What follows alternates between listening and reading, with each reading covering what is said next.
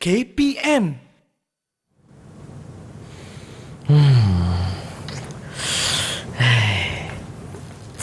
Cikgu.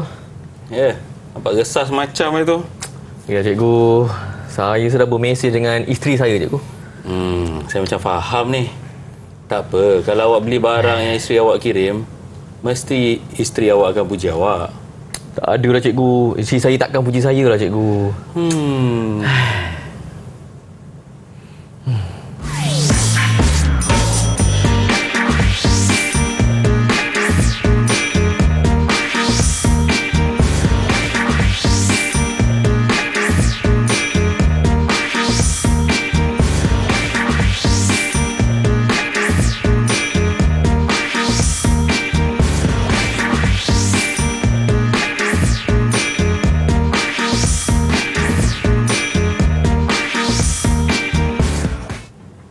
Hai, Assalamualaikum. Terima kasih untuk anda yang terus setia menemani kami di Didik TV KPM untuk slot menengah atas pada hari ini. Mata pelajaran kita Matematik tingkatan 4 dan topik kita pada hari ini ialah hujah, dan kita dah saksikan siapa guru yang akan bersama kita pada hari ini. Assalamualaikum, Cikgu Muhammad Adi. Waalaikumsalam, Din. Sihat, Din, ya? Sihat, Alhamdulillah, Cikgu.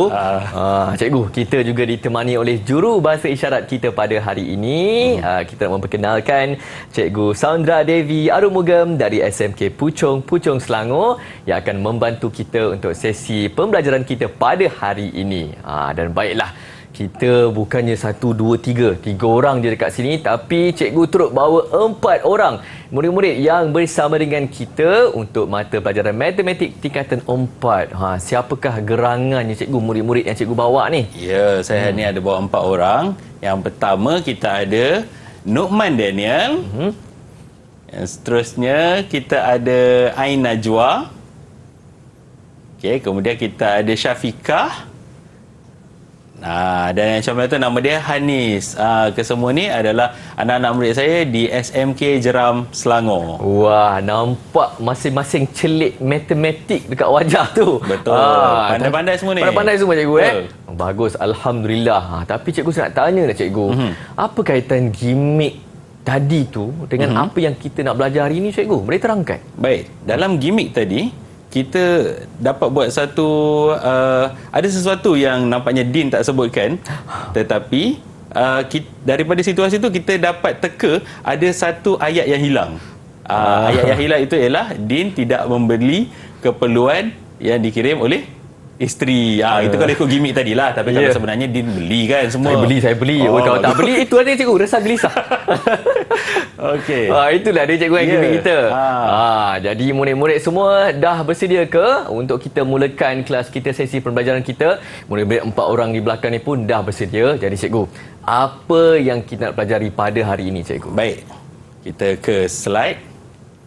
Okey. So, hari ini kita akan lihat matematik menengah atas tingkatan 4. Hujah. Hujah adalah dalam bab 3 penaklukan logik. Jadi ini salah satu daripada subtajuk yang kita akan pelajari.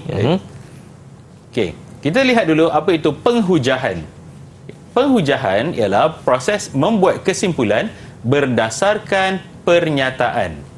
Ya, proses membuat kesimpulan berdasarkan pernyataan. Kita tengok juga apa itu premis.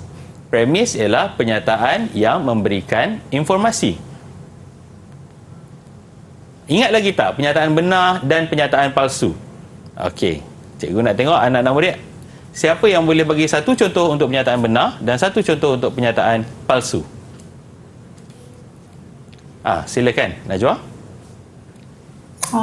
Bagi pernyataan benar, contohnya seperti 5 tambah 1 sama dengan 6. Dan pernyataan palsu adalah 5 tambah 1 sama dengan 51. Terus bagi dekat situ. Terima kasih, Najwa. 5 tambah 1 sama dengan 6, pernyataan benar. 5 tambah 1 sama dengan 51, pernyataan palsu. Terima kasih. Jadi, boleh tak saya nak minta tolong Din untuk berikan mata, boleh, cikgu. berikan pelekat kepada Najwa tadi. Okey. Di papan ganjaran. Dekat sini ke, cikgu, ketua kelas? Itu ketua kelas Din punya. Oh, saya punya. Najwa. Berapa, cikgu? Bagi 2. Bagi 2 jawapan tadi. Okey. Baik. Seterusnya kita tengok kesimpulan. Kesimpulan ialah suatu kesudahan pendapat. Suatu kesudahan pendapat ataupun suatu keputusan. Hujah terdiri daripada beberapa premis dan satu kesimpulan. Ini yang kita nak tengok hari ni. Beberapa premis dan satu kesimpulan. Tetapi kita lebih fokus hari ni kepada hujah ringkas. Iaitu hujah ringkas sekurang-kurangnya terdiri daripada premis 1 yang kita sebut sebagai P1, kemudian ada premis 2 kita sebut sebagai P2, dan akhir sekali iaitu kesimpulan yang kita akan sebut sebagai K. Baik. Jadi itulah dia perkara-perkara yang kita nak lihat hari ini, iaitu hujah ringkas. Macam kalau kita berbalik kepada gimmick tadi, hujah ringkas yang pertama P1 iaitu kalau Din membeli barang yang diperlukan, pasti akan dipuji oleh isteri. Kesimpulannya Din cakap saya tidak akan dipuji. Jadi kita boleh teka apa premis 2 tadi. Okey. Dah faham dah sikit-sikit ni. Harap murid dekat rumah tu taklah berkerut dah apa ni. Tak apa. Kejap lagi kita sambung. Ada banyak lagi yang kita nak pelajari untuk topik hujah dalam mata pelajaran matematik tingkatan 4 hari ini. Teruskan bersama kami. Kita berhenti rehat dulu. Terus saksikan Didik TV KPM.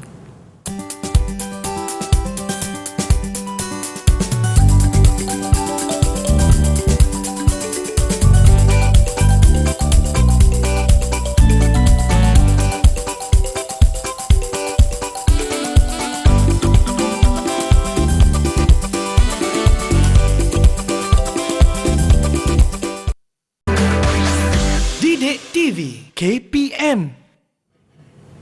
Ya, untuk slot kita pada hari ini menengah atas mata pelajaran matematik tingkatan 4, topik kita pada hari ini hujah. Bersama dengan saya ada Cikgu Muhammad Hadi dan juga ada 4 orang murid-murid yang akan bersama kita, dan kita nak tahu lebih lanjut berkenaan dengan hujah didaktif dan hujah induktif. Tak apa, kita ada Cikgu Hadi akan bagi penerangan. Silakan Cikgu. Okey, terima kasih Din. Baik, kita akan lihat dalam topik hujah lagi sekali. Okay, sebelum kita pergi ke arah hujah didaktif dan juga hujah induktif, kita lihat dulu apa itu pernyataan umum dan pernyataan khusus. Okey, kat sini saya bagi satu contoh pernyataan umum, iaitu semua segitiga mempunyai 3 bucu. Okay. Pernyataan khusus, segitiga ABC mempunyai 3 bucu. Ada nampak perbezaan kat situ, ya, di mana pernyataan umum kebiasaannya kita akan pakai perkataan semua, kita akan gunakan perkataan jika, maka dan sebagainya, ataupun kita akan pakai anu and. Tapi pernyataan khusus kita lebih spesifik kepada segitiga yang tertentu. Kalau dalam konteks ni kita nampak segitiga ialah segitiga ABC. Okey, kita bagi satu lagi contoh pernyataan umum. Garis lurus mempunyai kecerunan M dan pintasan Y pada C. Kalau pernyataan khusus dia, salah satu contohnya ialah garis lurus PQ mempunyai kecerunan 2 dan pintasan Y pada 3. Jadi khusus di situ untuk garis lurus PQ sahaja. Baik. Sebelum cikgu lupa, murid-murid yang berada bersama-sama cikgu di Google Meet, harapnya semua dah bersedia dengan buku teks, dan sesiapa yang murid-murid yang menonton rancangan ini juga perlu bersedia bersama dengan buku teks tingkatan 4. Boleh dapat sama ada buku teks yang fizikal ataupun buku teks digital. Sebab sekarang kita akan ke halaman 71 untuk rangsangan minda 4. Rangsangan minda 4 ini dia. Kita akan dalam rangsangan minda 4 ni kita akan membezakan pernyataan khusus dan pernyataan umum. Okey, ada banyak pernyataan kat situ. Kita akan bincangkan beberapa pernyataan dalam sesi ini. Okey, luas segitiga ABC ialah 8 cm persegi. Jadi adakah ini pernyataan khusus atau pernyataan umum? Siapa boleh jawab? Kita bagi peluang. Siapa nak jawab? Hanis ke? Nokman ke? Nokman, silakan. Nokman. Pernyataan khusus. Ya, pernyataan khusus. Betul. Boleh bagi mata ganjaran untuk Nokman. Okey, berapa cikgu nak bagi? Bagi satu dulu. Bagi satu dulu untuk Okey. Nokman. Kita pergi kepada soalan seterusnya. Semua prisma mempunyai keratan rentas seragam. Adakah ini pernyataan khusus atau pernyataan umum? Mudah ni, mudah. Siapa nak jawab? Ada perkataan semua. Okey. Syafiqah. Pernyataan umum. Pernyataan umum. Betul. Sebab ada perkataan? Sebab ada perkataan? Semua. Sebab ada perkataan semua. Betul. Okey, kita tengok. Satu cikgu untuk Syafiqah. Syafiqah. Yang gambar kat bawah tu, yang senyum tu. Senyum je manjang. Okey. Soalan C. Semua gandaan 2 berakhir dengan digit genap. Adakah ia khusus atau umum? Okey, silakan Hanis. Pernyataan umum. Pernyataan umum. Betul. Ini adalah pernyataan umum. Sama seperti soalan B tadi. Sebab ada perkataan apa Hanis? Semua. Semua. Betul. Okay. Satu pelekat untuk Hanis. Okey. Okey, soalan D. Nampaknya ada seorang lagi yang masih belum menjawab. Kita tengok adakah beliau dapat buat soalan ni. Okey, soalannya ialah 15 boleh dibahagi tepat dengan 3. Ya, silakan Najwa. Itu adalah pernyataan khusus. Sebabnya? Sebab tadi perkataan semua dan dia adalah nombor yang saintifik. Yang spesifik. Yang spesifik. Maaf saya. Okey, terima kasih Najwa. Jadi ini adalah satu pernyataan khusus kerana ada satu nombor yang tertentu iaitu 15 dan juga 3 dan tiada perkataan semua.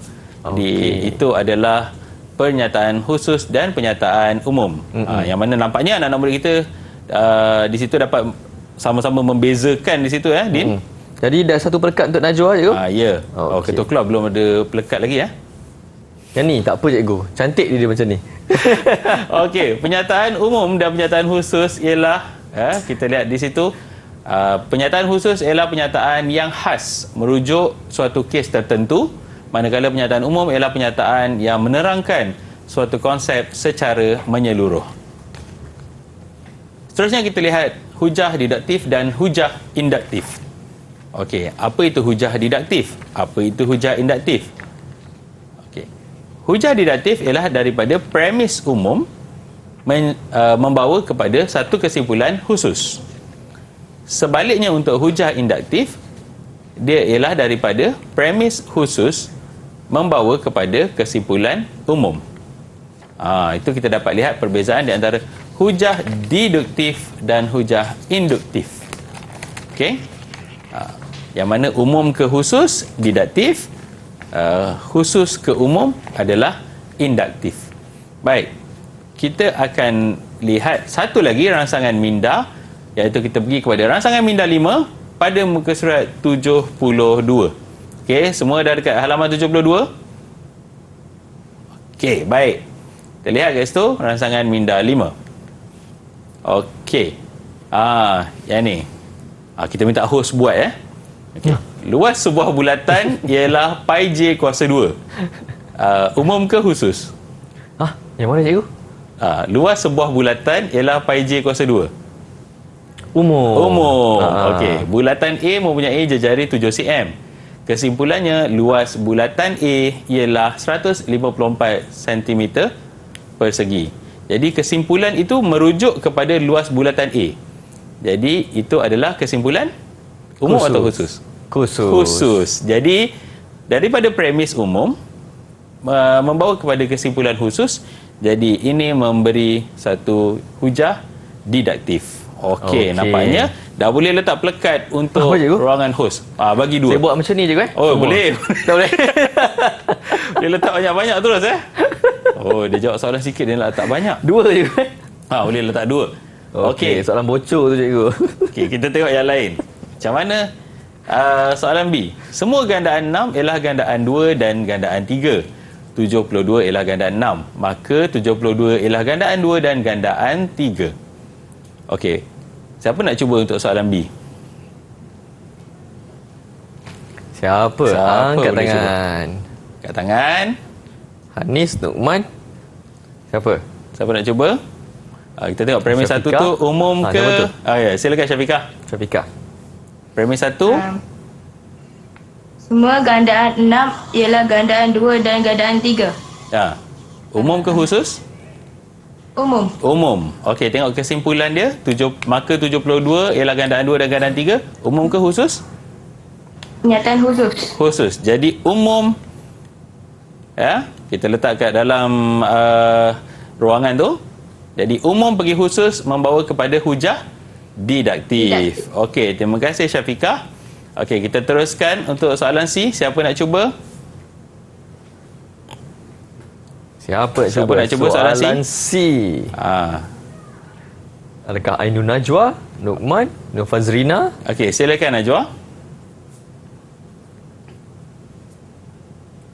Jangan lupa buka mic. Jangan lupa buka mic ya. Oh, terlupa. Okey. Premis 1 adalah khusus. Kesimpulan? Kesimpulannya adalah umum. Umum. Jadi jenis hujah? Adalah hujah induktif. Okey, kita masukkan dekat situ. Ya, betul. Khusus kepada umum akan menjadikan hujah induktif. Terima kasih Najwa. Baik, soalan E. Cikgu terus lompat ke soalan E.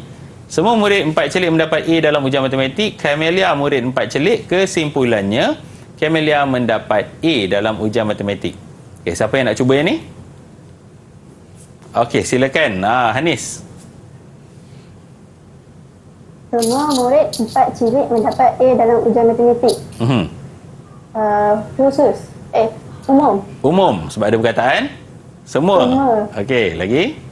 Kesimpulannya? Kesimpulannya, Camelia mendapat A dalam ujian matematik. Khusus. Umum pergi khusus. Hujah Didaktif. Hujah didaktif. Okey, terima kasih. Okey, soalan yang paling susah untuk rangsangan minda kita ni. Okey, tengok soalan F. Siapa nak cuba nampaknya? Boleh ke kalau cikgu minta Nukman? Nukman. Okey, silakan Nukman. Harimau ialah karnivor, singa ialah karnivor, buaya ialah karnivor, penguin ialah karnivor. Premis 1 ialah khusus. Maka semua haiwan ialah karnivor. Kesimpulannya umum. Okey. Jadi hujah induktif. Sebab daripada khusus kepada umum. Okey, kita tengok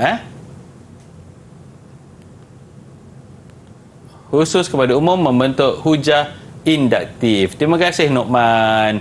Okey. Apa yang kita boleh bincangkan dekat sini ialah apabila satu hujah umum menjadi apabila satu premis umum membentuk kepada kesimpulan khusus akan membentuk hujah deduktif. Okey, dan sebaliknya apabila premis khusus membentuk kepada kesimpulan umum, dia akan membentuk hujah induktif. Baik. Kita bincangkan soalan F ni. Siapa yang bersetuju dengan ayat terakhir tu? Maka semua haiwan ialah karnivor. Kalau kita ikut kalau kita ikut daripada hujah yang ada ni, premis-premis yang ada dan kesimpulan yang ada, ya, betul. Maka semua haiwan ialah karnivor. Sebab diceritakan harimau ialah karnivor, singa ialah karnivor, buaya ialah karnivor, penguin ialah karnivor. Lepas tu dia memberi satu kesimpulan, maka semua haiwan ialah karnivor. Adakah benar pernyataan tu? Benar cikgu. Benar. Alamak. Syafiqah kata tak benar. Sebab haiwan ada 3 jenis kan yang kita tahu. Iaitu kita ada herbivore, carnivore dan omnivore. Jadi ada sesuatu yang nampaknya tak seimbang dekat sini pemikiran kita bila kita baca ayat yang terakhir tu. Tak apa, ini nanti cikgu akan ajar lebih lanjut lagi. Okey. Jadi cikgu, semua pelajar tadi dapat pelekat kan cikgu? Boleh tambah lagi pelekat sebab nampak mereka rajin catat tadi kan. Baiklah, sambil-sambil saya nak tampilkan pelekat, kita berhenti rehat dulu. Terus saksikan Didik TV KPM.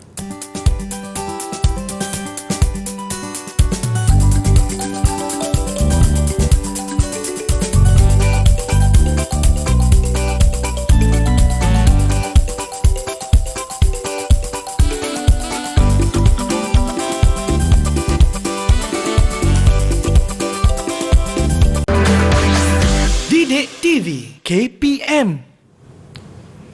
Ya, teruskan bersama dengan kami untuk slot menengah atas untuk mata pelajaran matematik tingkatan 4 pada hari ini. Topik ialah hujah. Bersama dengan saya ialah Cikgu Hadi yang akan sekarang ini menerangkan kepada kita berkenaan dengan membentuk hujah didaktif yang sah.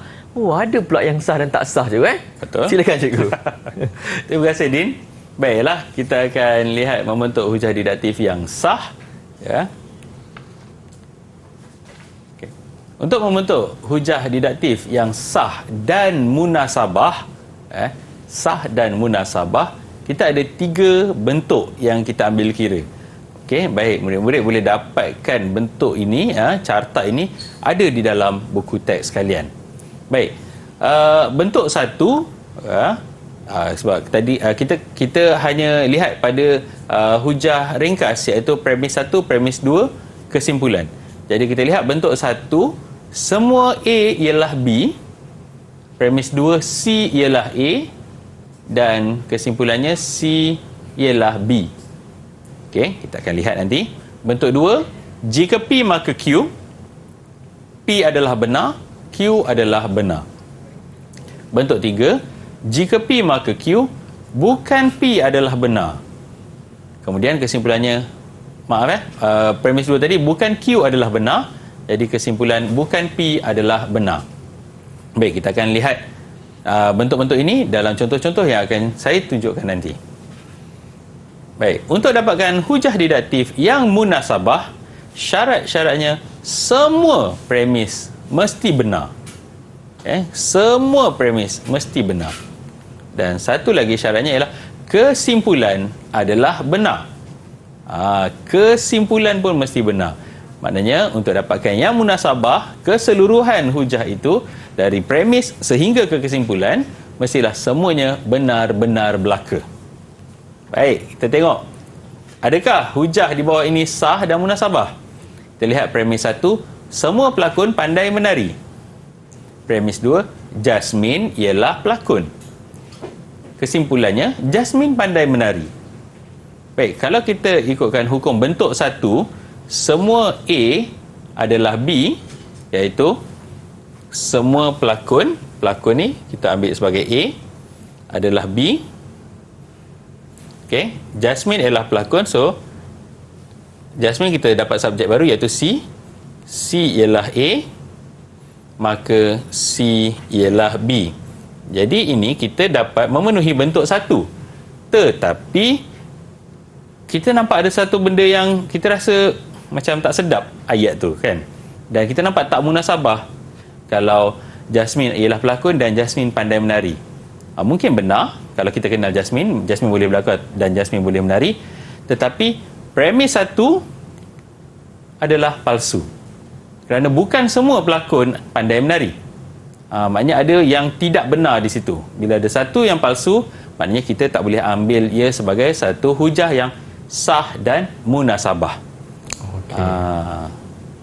Tetapi premis 2 dan kesimpulan adalah benar. Sebab yang pertama tu, premis 1 tu masih boleh disangkal. Yang ni yang saya katakan tadi, dia memenuhi bentuk 1, iaitu semua A adalah B, C adalah A, C adalah B. Okey. Jadi hujah ini sah kerana mematuhi bentuk 1, tetapi tidak munasabah kerana premis 1 adalah palsu. Seterusnya, kalau semua faham ke murid-murid cikgu tadi? Penerangan cikgu tadi? Baik, kita terus pergi kepada contoh 17, juga ada dalam buku teks pada halaman 76. Baik, kita akan buat 4 soalan.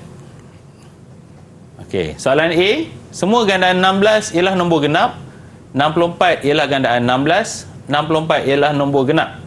Siapa yang nak bagi tahu adakah hujah ini sah dan munasabah? Siapa nak bagi tahu, angkat tangan. Okey, silakan Noman. Hujah ini sah dan munasabah. Sah dan munasabah. Munasabah. Okey, ya, sah dan munasabah. Kerana dia mematuhi bentuk 1, semua A ialah B, C ialah A, C ialah B. Okey, kalau saya boleh contohkan kat sini, semua gandaan 16 ini kita panggil sebagai A ialah B. Ni C. datang satu subjek baru, kita letak C. C ialah gandaan 16 sebagai A. Kemudian kita boleh ambil C ialah B. Jadi cukup untuk memenuhi bentuk satu, dan kesemua ayat ini adalah benar, benar, benar. Jadi kita dapatkan dia adalah sebagai sah dan munasabah. Kita tengok soalan B. Semua bola keranjang berbentuk sfera. Baik. Kalau kita semua A ialah B. Okey, bumi kita letak C.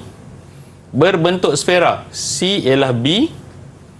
C ialah A. Adakah ini mematuhi bentuk satu? Nampaknya tak. Dia tidak mematuhi bentuk satu. Dan kalau kita baca balik ayat dia, semua bola keranjang berbentuk sfera. Bumi berbentuk sfera. Bumi ialah bola keranjang. Baik, siapa yang nak bagi tahu penyelesaian untuk ini? Siapa? Siapa? Angkat tangan. Numan dah sudah tadi? Dah bagikan dia punya plakat untuk Numan tadi? Belum cikgu. Belum. Kita bagi satu untuk Numan. Okey, siapa nak jawab ni untuk B ni? Boleh ke saya minta Najwa jawab? Okey, silakan Najwa. Pernyataan ini adalah tidak sah. Hujah ini ialah Hujah ini adalah tidak sah tidak sah dan tidak munasabah. dan tidak munasabah. Kenapa? Tidak sah kerana kesimpulan adalah palsu dan tidak munasabah kerana terdapat premis hujah yang palsu. Okey, kita tengok ya. Okey, kita lihat balik ya. Adakah dia mematuhi bentuk satu? Okey, saya tulis balik tadi. Semua bola keranjang berbentuk sfera. Okey, semua A ialah B. Kemudian C, kalau kita tengok sini, C ialah A. Tapi sekarang ni C ialah B. Jadi ini tidak mematuhi bentuk satu. Kemudian kesimpulan dia C ialah A. Jadi tidak mematuhi bentuk satu pada bahagian ini dan juga kesimpulan. Jadi penyelesaian tidak sah kerana tidak mematuhi bentuk hujah didaktif yang sah, iaitu tidak mematuhi bentuk satu. Kemudian tidak munasabah kerana kesimpulan adalah palsu. Okey, cikgu betulkan balik apa yang Najwa cakap tadi. Tapi atas keberanian Najwa, kita bagi satu pelekat untuk Najwa. Okey, terima kasih Najwa. Baik. Ini yang kita tengok tadi pasal bentuk satu tadi ya. Okey, harapnya murid-murid yang sedang mengikuti ini dapat faham apa maksud bentuk satu tadi. Baik, C. Siapa nak cuba? Jika W kurang daripada 9, maka W kurang daripada 19. 4 kurang daripada 9, kesimpulan 4 kurang daripada 19. Nampaknya semua pernyataan ni benar kan? Ya ke cikgu? 4 kurang daripada 9, benar tak? Benar kan? 4 kurang daripada 9. 4 kurang daripada 19. Okey, 4 lebih kecil daripada 19? Benar kan? Okey, siapa nak cuba untuk C? Berkerut muka masing-masing. Siapa nak jawab? Siapa nak jawab? Okey, silakan Anis. Hujah, sah dan munasabah. Hujah sah dan munasabah. Ya, betul. Sebab ia mematuhi bentuk dua. Jika P maka Q.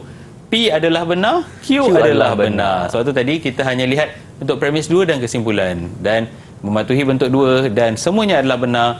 Jadi ini adalah sah dan munasabah. Okey, kita terus ke soalan D.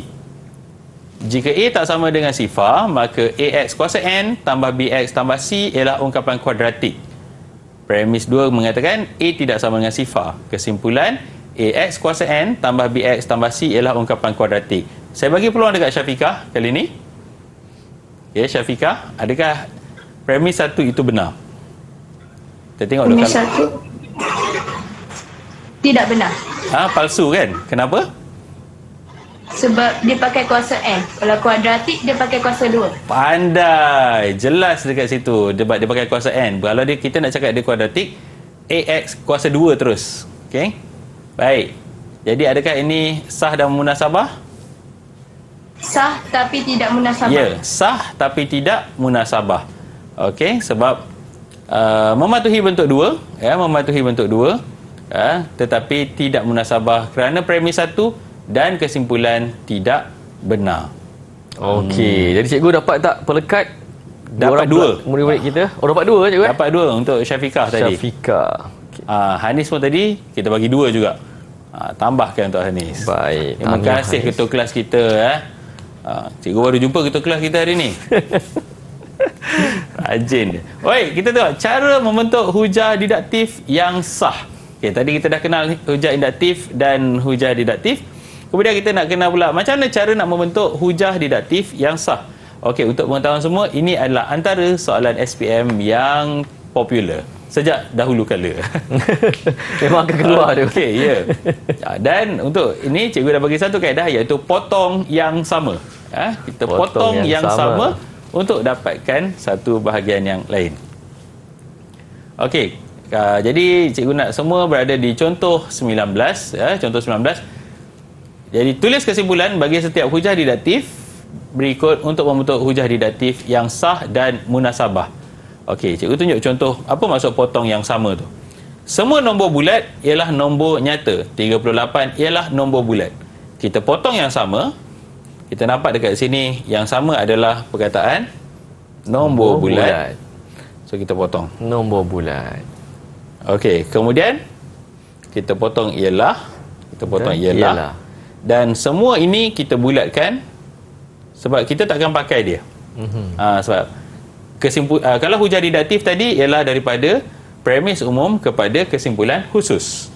Jadi kita tahu khusus takkan ada perkataan semua. Okey. Jadi yang tinggal ialah 38 dan juga nombor dan juga nombor nyata. Jadi kita gabungkan perkataan-perkataan yang masih tinggal untuk membentuk kesimpulan. Dan dalam ni kita merentas kepada bahasa, iaitu mestilah dalam bahasa Melayu yang paling cantik, yang paling betul. Baik. Jadi kesimpulannya ialah 38 ialah nombor nyata. Okey, kita tak boleh letak 38 nombor nyata. Tak sedap, nanti Tak cikgu sedap, bahasa ya? Melayu marah. Tergantung. Nak sambungkan tu kena ada penghubung dekat situ. Okey. Kita tengok macam mana kita nak tulis premis 1 pula. Potong yang sama. Okey, sekarang premis 1 yang tak ada. Jadi premis 2 menyatakan 37 ialah nombor perdana. Kemudian kesimpulan 37 hanya mempunyai 2 faktor. Okey, nampak yang sama sekarang ialah 37. Okey, yang lain tu tak ada yang sama. Jadi kita gabungkan ialah nombor perdana dengan hanya mempunyai 2 faktor. Nak bagi dia cantik, kita letak, mungkin sekali dia boleh jadi, boleh tak kalau kita nak letak mempunyai 2 faktor ialah nombor perdana? Tak nanti. Tak sedap.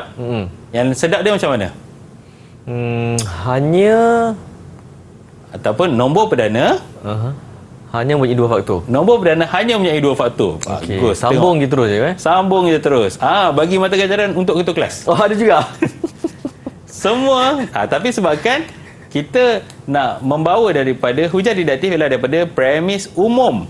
Ingat tadi premis 1 tu mesti premis umum. Jadi tadi kita sebut nombor perdana hanya mempunyai 2 faktor. Kita kena umumkan dia, iaitu kita kena tambah perkataan semua dekat depan. Okey. Dan apabila kita dah membentuk hujah didaktif yang sah dan munasabah, kita baca balik dari premis 1 sehingga kesimpulan, adakah dia menjadi seperti satu perenggan yang sedap. Okey, kita baca balik. Semua nombor perdana hanya mempunyai 2 faktor. 38 ialah nombor perdana.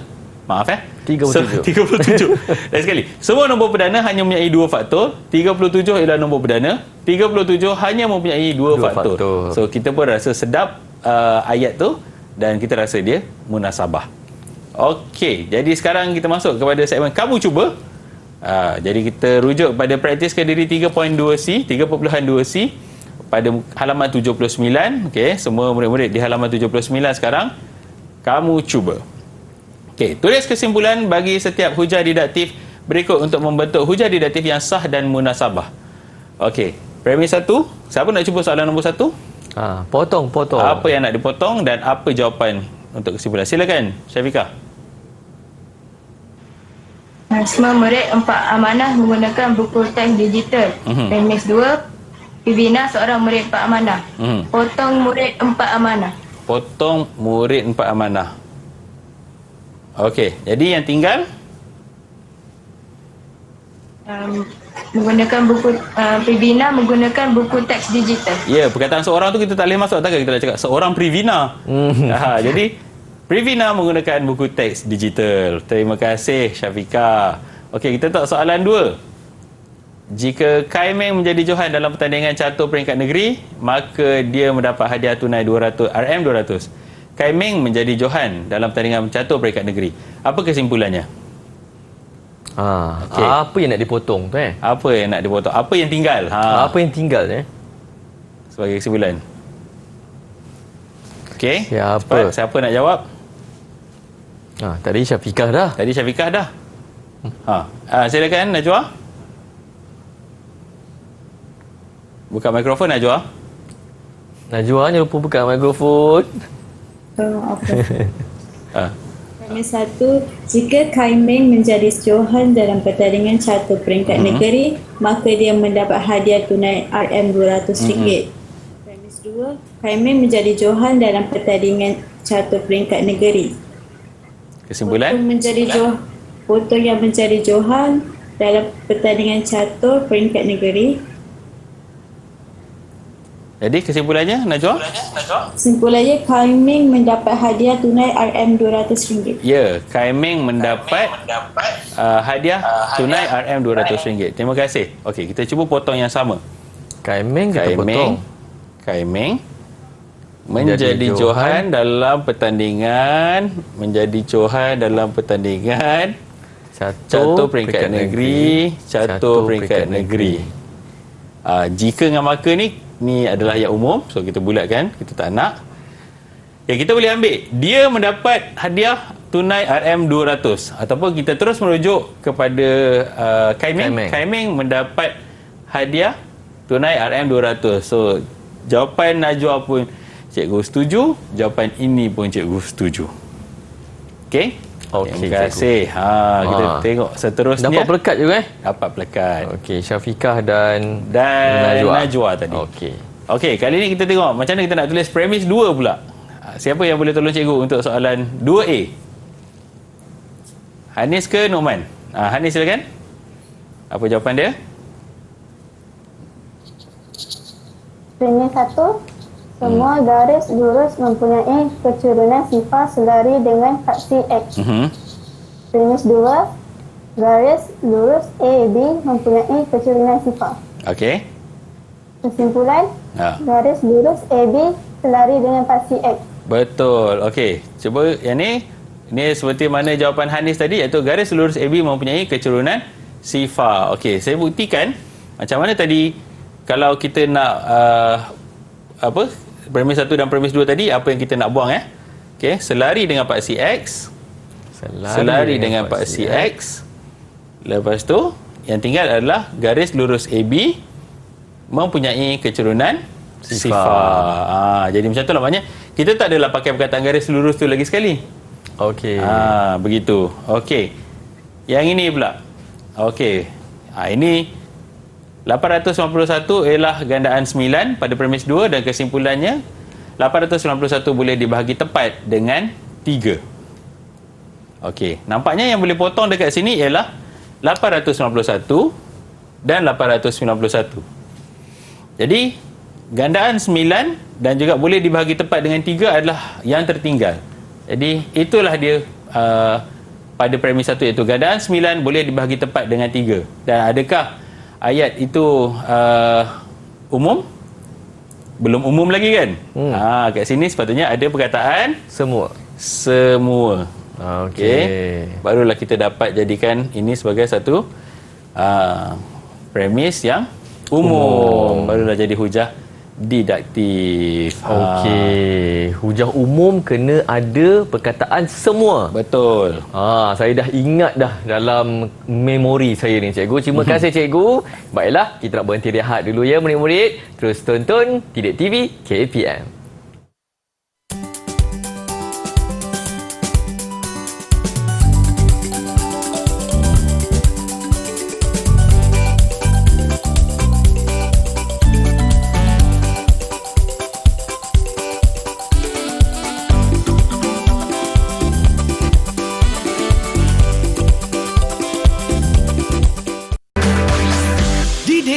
TV KPM.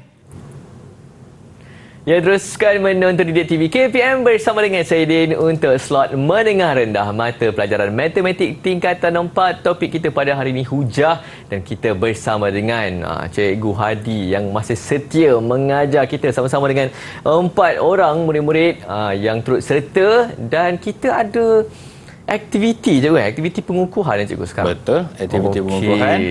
Jadi untuk segmen keempat ni Din, nama aktiviti kita ialah uji minda. Uji minda. Silakan cikgu.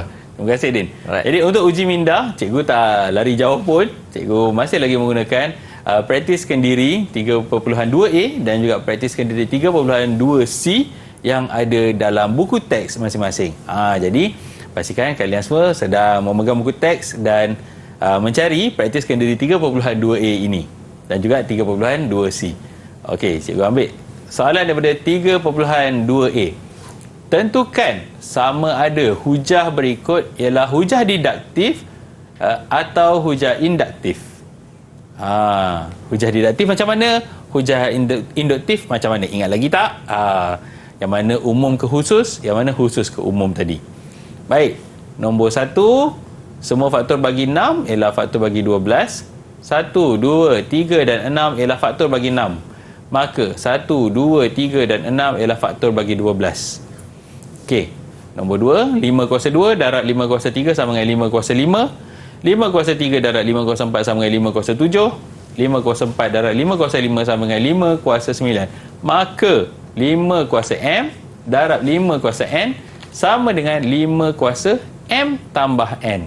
Baik, saya serahkan untuk anak-anak murid saya ada di Google Meet ni. Anak-anak murid cikgu yang ada dekat Google Meet ni, kejap saya, kejap cikgu. Okey, siapa yang nak cuba untuk soalan nombor 1 dan nombor 2? Angkat nombor 1 dulu. tangan. Nombor 1 dulu, siapa nak cuba? Nukman, awak kena mengejar ni Nukman. Pekat Nukman. awak. Silakan Nukman. 3 ni. Hujah didaktif. Untuk nombor? 1. Nombor 1 hujah didaktif. Sebab Sebab hujah didaktif daripada umum ke khusus. daripada Yang premis ni depan ada semua, so dia umum. jadi premis ni umum. Kemudian kesimpulannya adalah kesimpulan yang khusus. Okey, baik. Nombor 2. Okey, Nukman, kita bagi dia mata ganjaran. Okey. Okey, terima kasih Din. Tambah 1 berkat untuk Nukman. Siapa lagi nak jawab? Untuk nombor 2? Siapa? Hanis? Nombor 2, Hanis tu Najwa. Silakan Najwa. Hujah induktif. Hujah induktif sebab Premis 1 adalah khusus. Khusus. Ya, cikgu baca gerak bibir tu. Premis 1 adalah khusus dan kesimpulan adalah umum.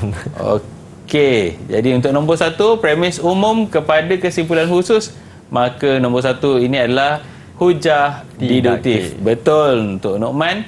Kemudian untuk nombor 2, premis khusus kepada kesimpulan umum, maka ini adalah hujah induktif. Betul, dua-dua pun dapat betul untuk uji minda ni. Baik. Najwa dapat perekat je Betul. Dapat perekat. Okey. Kita tahu soalan 3.2c daripada praktiskan dari 3.2c. Okey.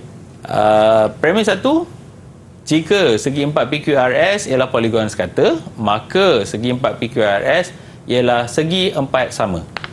Segi 4 PQRS bukan segi 4 sama. Apakah kesimpulan yang boleh dibentuk untuk melengkapkan hujah ini? Okay. Ya, Syafiqah, silakan. Segi 4 PQRS bukan poligon sekata. Baik, segi 4 PQRS bukan poligon sekata. Okey, yang ni pun tadi maknanya gunakan kaedah potong yang sama. Okey, kita tengok tu. Segi 4 PQRS bukan poligon sekata. Okey, kita ulang balik. Macam mana kita dapat ni tadi? Iaitu segi 4 PQRS kita potong dengan segi 4 PQRS pada premis 2. Okey. Segi 4 sama, segi 4 sama. Jika kita tak nak guna untuk kesimpulan, maka pun kita tak nak. Jadi kita bulatkan. Yang tertinggal ialah Segi 4 PQRS bukan poligon sekata. Ialah dengan ialah ni pun kita buang. Jadi kita nampak itu segi 4 PQRS bukan poligon sekata. Kita bentukkan balik satu ayat yang cantik sebagai kesimpulan. Wah, hebat. Siapa tadi? Syafiqah tadi. Okey. Boleh bagi 2 terus kat situ. 2. Mengumpul pelekat yang banyak Syafiqah. Baik. Ini juga macam tadi kita dah nampak bentuk 1 dan bentuk 2. Ini salah satu contoh macam mana tadi hujah sah daripada bentuk 3 yang cikgu ambil daripada awal-awal tadi. Baik. Seterusnya, satu lagi soalan. Jika poligon P ialah nonagon, maka poligon P mempunyai 9 bucu. Apakah premis 2 yang kita boleh letak kat situ? Yang mana kesimpulannya ialah poligon P mempunyai 9 bucu. Siapa yang nak cuba? Okey, ibu potong-potong yang sama aja. Nampak Nu'man dengan Hanis dua-dua nak cuba. Okey, kita bagi Hanis dulu, kemudian kita bagi Nu'man, baru kita tak jawapan. Okey, silakan Hanis. Poligon P ialah nonagon. Okey, Hanis sudah jawab poligon P ialah nonagon. Okey, kita tahu apa jawapan Nu'man pula? Poligon P ialah nonagon. Nak apa Gon? Poligon P ialah nonagon. Nonagon. Okey, nonagon. 9 bucu. Baik. Kita tengok.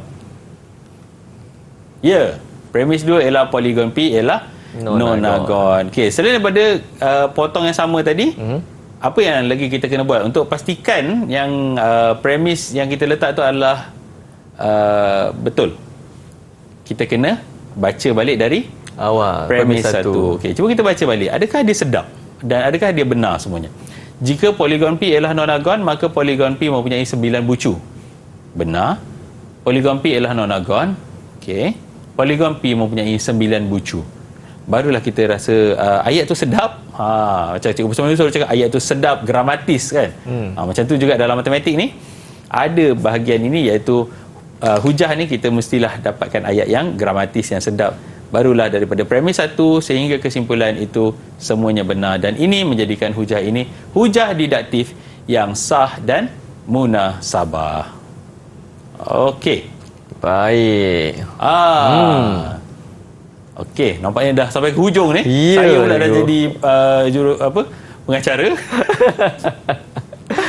Cikgu, itu latihan tambahan tu untuk murid-murid yang tertanya-tanya dekat rumah. Mana dah dapat latihan tambahan, cikgu? Baik, latihan tambahan tu boleh dapat di Pelantar Delima KPM. Betul, cikgu. Nak tahu juga kesimpulan daripada pembelajaran kita pada hari ini, cikgu. Betul? Apakah kesimpulan yang kita boleh dapat? Dia tanya saya ke tanya murid-murid saya? Cikgu nak tanya balik diorang pun boleh, cikgu. Okey. Kalau kita nak bagi tambah, siapa yang markah kurang lagi kat situ? Sama, cikgu. Nu'man dengan Hanis. Ada Hanis. 4 pelekat. 4 pelekat. Okey, kita tanya Nu'man 1, Hanis 1. Apa yang mereka pelajari hari ini? Boleh ke? Okey. Tambah pelekat. Tambah pelekat. Untuk tambah pelekat. Okey, Hanis dulu. Bagi satu perkara yang awak belajar hari ini.